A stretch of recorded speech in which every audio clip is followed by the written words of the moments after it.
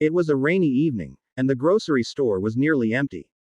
A young mother, Sarah, stood in the baby aisle, holding a small can of baby formula in her trembling hands. Her eyes were filled with tears as she glanced at the price tag. She reached into her worn-out purse, counting the few crumpled bills and coins she had. Her heart sank. She didn't have enough money. Her baby, Emma, had been crying all night because she was hungry.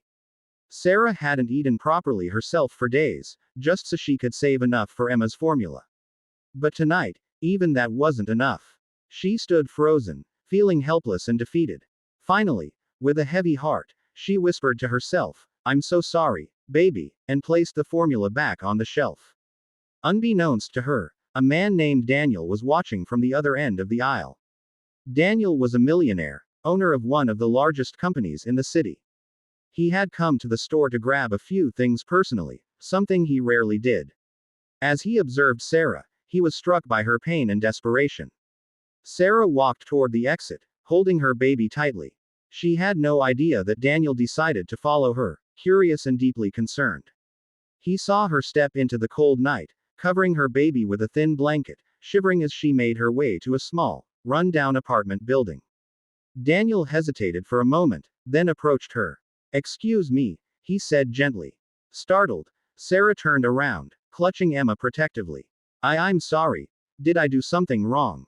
Daniel shook his head. "No, not at all. I saw you back at the store. You looked upset. Is everything okay?" Tears welled up in Sarah's eyes, but she forced a smile. "Everything's fine. Thank you." She tried to walk away, but Daniel stopped her softly.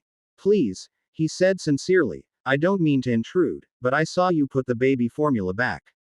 Is your baby hungry?" Sarah froze, her lips trembling. She didn't want to admit it, but the truth slipped out. "Yes, but I couldn't afford it.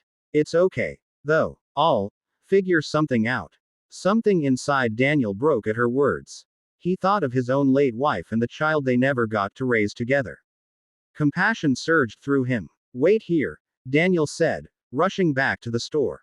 Minutes later, he returned with several bags filled with baby formula, diapers, food, and warm clothes.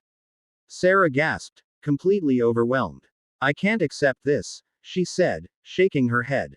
"You can," Daniel insisted gently. "And you must. Your baby deserves to be cared for. Consider it a gift." Sarah burst into tears, hugging her baby.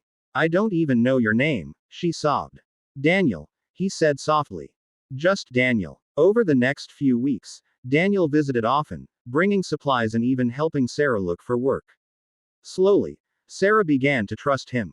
Emma grew healthier, smiling whenever she saw Daniel.